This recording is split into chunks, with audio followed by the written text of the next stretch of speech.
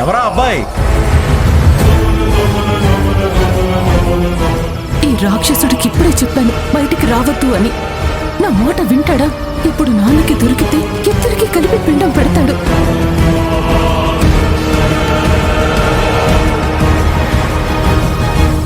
హరి నువ్వా? నేనెవరో అనుకున్నాను. నీ షర్టు చూసి గుర్తుపట్టాను. అమ్మయ్యా, హరి షర్ట్ ఇవ్వడం మంచిదైంది. నాన్న నాకే వెనక్కి వెళ్ళాలి. నువ్వే కాపాడాలి స్వామి.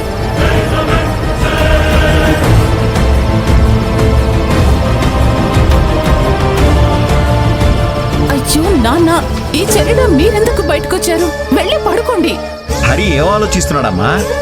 పాపం నా కొడుకు బాధలో ఉంటే నాకు నిద్ర ఎలా పడుతుంది త్రిపుర? ఒకసారి వాడితో మాట్లాడతాను.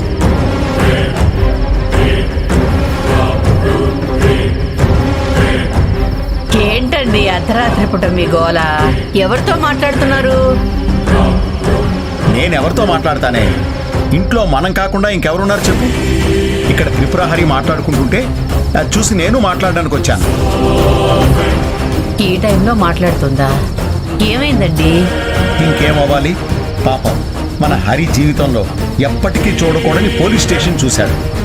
లాకప్లో ఉన్నాడు కదా, అందుకే నిద్ర పట్టక ఇక్కడికి వచ్చి నిలబడ్డాడు. నేను త్రిపుర వాదారుస్తున్నాను. వాళ్ళలో వాడే ఎంత బాధపడిపోతున్నాడో. వాడికి ఎవరూ లేరనుకుంటున్నాడేమోనండి. హరి, నీకు మేము ఉన్నావురా? ఏంటి బెల్లం కొట్టిన రాయిలాగా అలాగే నిలబడ్డావు? ఏదో ఒకటి చెయ్యి, లేదంటే ఇద్దరిని ఇక్కడే పెట్రోల్ పోసి తగలబెడతారు. ఏదో ఒకటి చెయ్యి త్రిపురా. నేను ఇప్పుడేం చేయగలను? అమ్మ నాన్న వచ్చేస్తున్నారు. దేవుడా, నువ్వు ఏదో ఒక దారి చూపించు.